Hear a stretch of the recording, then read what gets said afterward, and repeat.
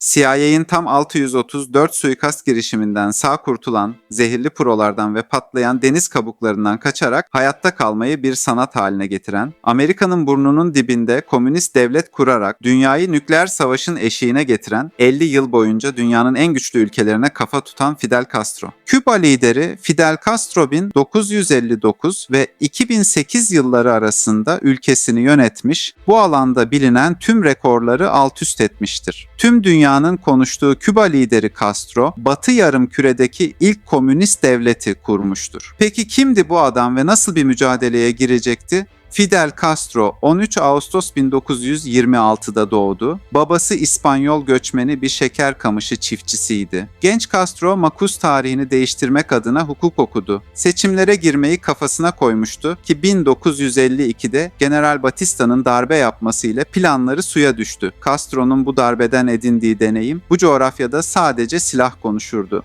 Demokrasiye olan inancını rafa kaldırdı ve silahlı devrim seçeneğine soyundu. Kardeşi Raul ile Batista rejimine karşı ayaklandı ama kısa sürede yakalanarak hapse mahkum oldu. Çıkan afla 15 yıl yatmaktan kurtuldu ve Meksika'ya kaçtı. Orada kardeşi Raul aracılığıyla kendisi kadar ünlü bir devrimci, Arjantinli Ernesto Che Guevara ile tanışacaktı. Fidel Castro, Che ile birlikte kolları sıvadı ve muhteşem ikili 1956'da bir avuç devrimci ile birlikte Küba'ya çıktılar. Batista'ya karşı yoğun bir silahlı mücadeleye girişti ve 2 yıl sonra yenilen Batista adayı Castro'ya bırakarak kaçtı. Küba ilk etapta Castro yönetimine girse de sosyalist olduğunu söylemeyecekti. Fakat Amerika Birleşik Devletleri burnunun dibinde kendi adamları tarafından yönetilen bir ülkede yönetim değişikliğine göz yumamazdı. Artık birbirlerine düşman olmuşlardı. Bu nedenle Başkan Kennedy tarafından Küba'nın tekrar kendi boyunduruklarına girmesi için gizlice Domuzlar Körfezi operasyonu planlanacak ve hazırlıklar tamamlanacaktı. Gizlilik ama ne gizlilik. CIA tarafından eğitilen Kübalı milislerin Castro'ya karşı Küba adasına çıkarma yapacağını Miami sokaklarındaki çocuklar dahi duymuştu. 17 Nisan 1961 günü Amerikan destekli sürgündeki Kübalı milisler Domuzlar Körfezi'ne çıkarma yapsalar da bu girişim başarısız oldu ve artık Castro kazanan olmuştu. Ardından aynı yıl Castro, Küba'yı komünist bir devlet olarak ilan etti. Amerika Birleşik Devletleri Castro'yu hiçbir zaman affetmedi. Her zaman kapısının dibindeki düşman oldu. Demokratik yollardan Castro'yu indiremeyeceklerini bildiklerinden direkt hedefe Fidel'i koydular. Sayısız suikast girişiminde bulunuldu. Küba'nın içinde ve dışında her alanda Castro karşıtları desteklendi. İtibarsızlaştırılmaya çalışıldı. Ancak Castro yıkılmadı. Bütün dünyada komünizmle savaştığını öne süren Amerika Birleşik Devletleri arka bahçesinde komünist devlet kurulmasına oldukça sinirlendi. Akabinde Küba'ya halen yürütülmekte olan ekonomik ambargo uygulamaya konuldu. 1961'den itibaren ekonomik ambargolardan tutun çeşitli devrim girişimlerine maruz kalsa da Castro kendisine yönelik tüm tehditlerin üzerinden geldi. 1961 yılında o dönemin diğer bir süper gücü Sovyetler Birliği ile ittifak yaptı ve ülkesinde Rus nükleer silahların yerleştirilmesine izin verdi. Bu durum Amerikalılarca fark edilince dünya 1962 yılında tarihe Küba füze krizi olarak geçecek olayla nükleer savaşın eşiğine geldi. Amerika Başkanı Kennedy ve Rus lider Kruşçev'in ustaca siyasetleriyle bu kriz tatlıya bağlansa da Amerika'nın anladığı tek şey Castro'nun sandıklarından daha dişli olduğuydu. Düzen değişince içine sindiremeyen binlerce Kübalı Amerika'ya kaçtı. Bir zamanlar Amerikalı zenginlerin turist olarak geldiği ve kumarbazların egzotik tatil beldesi olan Küba artık Sovyetlerin bir uydusu, komünist devlet olarak ortaya çıktı. Castro yıllar boyunca Küba'daki popülaritesini hiç kaybetmedi. Birçok Kübalı ücretsiz eğitim ve sağlık hizmetlerinden hoşnut görünüyordu. Ayrıca Castro, Küba'nın okuma yazma seferberliğinde ülkenin okur-yazar oranını %90'ın üzerine çıkarmıştır. Dış ülkelerde özellikle 1970 ile 1985 yılları arasında sosyalist devrim hareketlerine yardımcı olmuş, asker göndermiştir. Öyle ki 1980 yılında ülke dışında 40 binin üzerinde Kübalı asker bulunmaktaydı.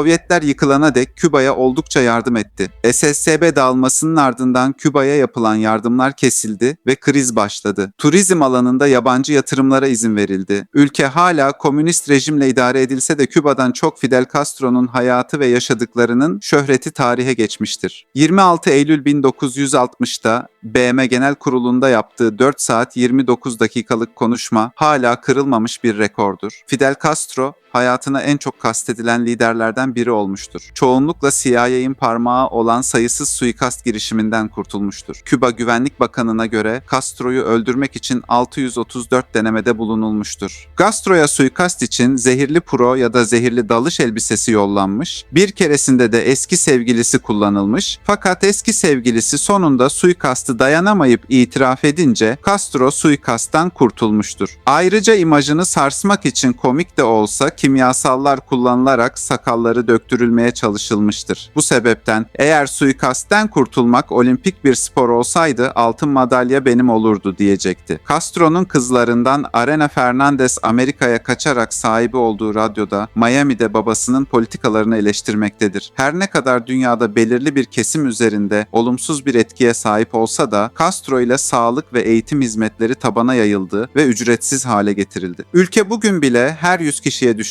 doktor sayısı ile dünya ikincisi. Castro'nun uzun bir süre fiilen Küba'yı yönetmesi ve yerini kardeşine bırakması onun hakkında diktatörlük ile anılmasına sebep olmaktadır. Kimine göre katı bir diktatör, kimilerine göre devrimci olup Maradona'nın yanı sıra Steven Spielberg ve Oliver Stone gibi Hollywood yönetmenlerinin de sıkı bir Castro hayranı olduğu bilinmektedir. Fidel Castro henüz 12 yaşındayken dönemin ABD Başkanı Franklin Roosevelt'e İngilizce bir mektup yazarak $10 banknot istese de Roosevelt'ten standart bir teşekkür yanıtı gelmiş, ancak $10 asla gönderilmemiştir. Süt ve süt ürünlerine düşkündü. Süt üretimi alanında çalışmalar yaptırdı ve Ubre Blanca adlı inek 1982 yılının Ocak ayında bir günde tam 109,5 litre süt vererek Guinness Dünya Rekoru kırmıştır. Castro bu ineği komünizmin üstünlüğünün bir kanıtı olarak görmüş, inek öldüğünde ona askeri tören düzenlenmiş, tam sayfa ölüm ilanı verilmiş ve bir heykeli dikilmiştir. Hatta Kübalı bilim insanları hala bu ineğin dondurulmuş dokularından bir klon üretmeye çalışmaktadır. Amerika Birleşik Devletleri için Amerika bugüne kadar kimi kurtarmış demiştir. 1985 yılında onunla özdeşleşen puro ve sigarayı bırakmış, sigaranın sağlığa zararlı olduğunu söylemiştir. 2006 yılında sağlık sorunları sebebiyle görevini kardeşi Raul'e devretmiş ve 19 Şubat 2008 yılı geldiğinde Küba'nın en yüksek yönetim organı olan Küba Devlet Konseyi Başkanlığını bıraktığını açıklamıştır. Fidel Castro 25 Kasım 2016'da çoklu organ yetmezliğinden Havana'da hayatını kaybetmiştir.